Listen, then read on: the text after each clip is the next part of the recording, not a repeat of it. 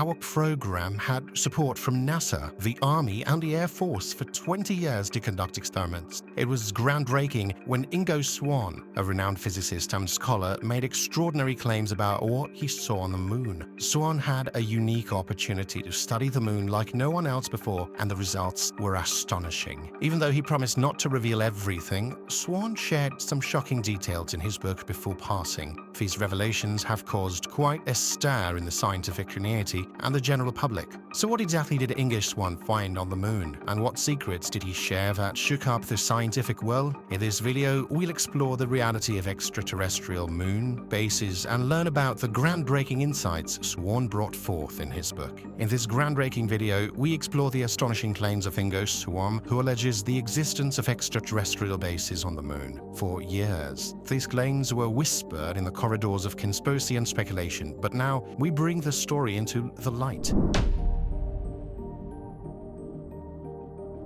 Humans have always been curious about what's up in the night sky. From ancient times, people have been looking through telescopes, trying to see more clearly. Then, in modern times, we sent astronauts on the famous Apollo missions to step foot on the moon.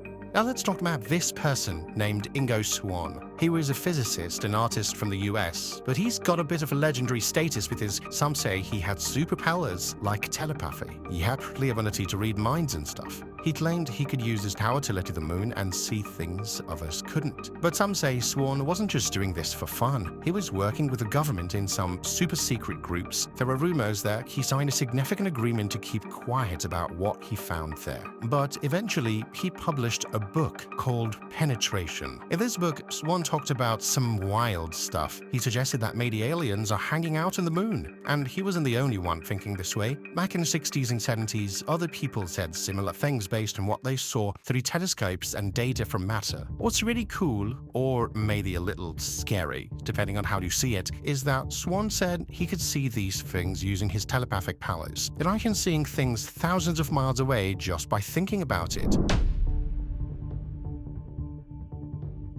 In 2011, Swan penned a book that stirred significant interest, delving into topics of aliens and UFOs. This manuscript garnered admiration from enthusiasts worldwide, particularly those intrigued by extraterrestrial phenomena. His journey commenced in the late 1970s, beckoned by mysterious entities colloquially known as the Men in Black, signaling the commencement of rigorous research endeavors. Although specifics regarding Swan's covert operations remain veiled, his accounts shed light on his pivotal role as research subject, notably within esteemed institutions such as the Stanford Research Institute. At SRI, Swan's purported ability to engage in remote viewing, the skill enabling the visualization of distant locales with great precision, earned him awards. His unique talent fascinated researchers, propelling him into the limelight of numerous experiments. A pivotal juncture arose when SRI beckoned Swan to employ his telepathic faculties to explore cosmic phenomena beyond Earth's confines. Initially hesitant, Swan expressed concerns about the verifiability of his findings, apprehensive of skepticism from peers. However, a paradigm shift occurred with the advent of the Pioneer space probe. This spacecraft, dedicated to studying Jupiter, presented a unique opportunity for Swan to collaborate with scientific works in a manner that could substantiate his purported abilities. Consequently, Swan launched on a journey of telepathic exploration, aligning his findings with the observations of the Pioneer probe. Remarkably, his descriptions of Jupiter's atmospheric features, including swirling storms and distinctive cloud formations, mirrored the data collected by the spacecraft, validating the accuracy of his remote viewing capabilities.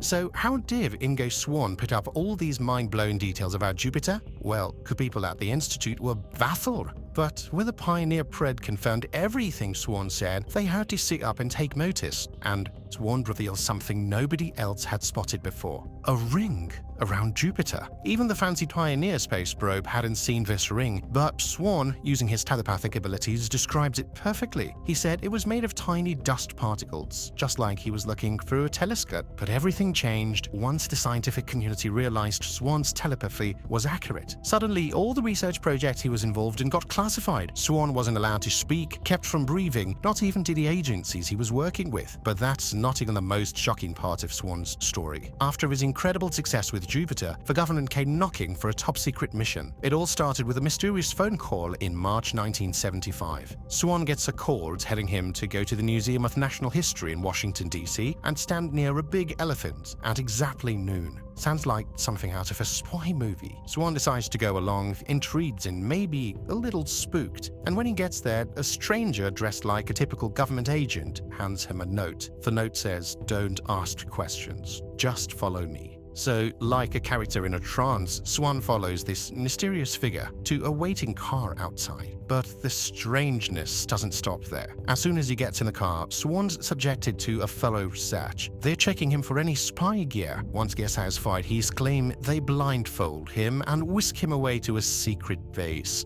Swan later revealed that these people, let's call them the unfriendly friends, had something big in store for him. But at that moment, blindfolded and dark, Swan had no idea what he was going into. Yet he agreed to go along with it out of bravery or sheer curiosity.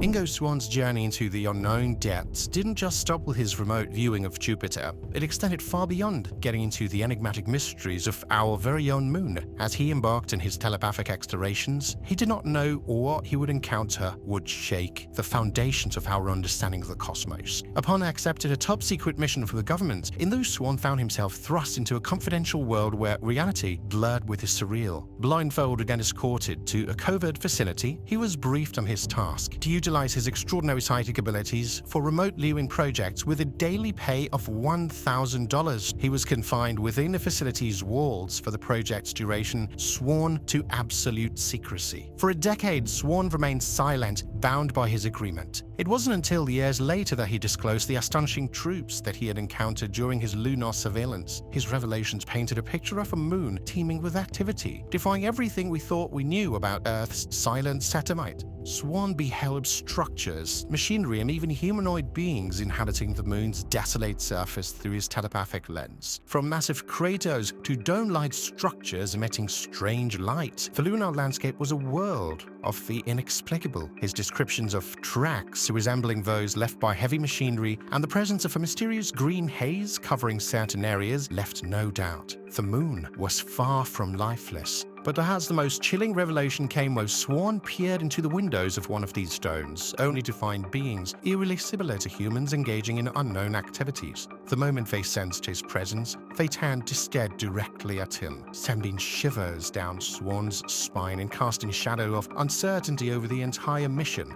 These revelations have sparked a widespread speculation and debate. Could these beings be extraterrestrial in origin? Could they play a role in gathering further human exploration of the moon? And what of NASA's unofficial stance on alien existence, now called into question by Swan's staggering accounts? Moreover, Swan's unpublished manuscripts, rumored to contain even darker truths, hint at a conspiracy far beyond our understanding. Could these withheld truths explain why subsequent moon landing attempts have failed? And what of the alleged encounters with reptilian humanoids, long rumored to have a presence on Earth and beyond? The world is left grappling with uncomfortable truths and disturbing questions in the wake of Swan's revelations. With a scientific community at odds with official narratives, the need for transparency and truth has never been more urgent. If you found this video intriguing, don't forget to give it a like and subscribe to our Frontier Technology channel for more mind-boggling content like this. Stay tuned for our next adventure into the unknown. Thanks for watching.